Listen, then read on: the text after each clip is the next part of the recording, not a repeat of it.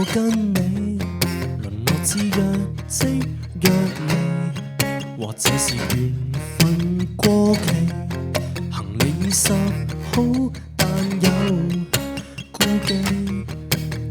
曾經吞過從前一堆一世，怎消化？連番氣暫無從識破風華。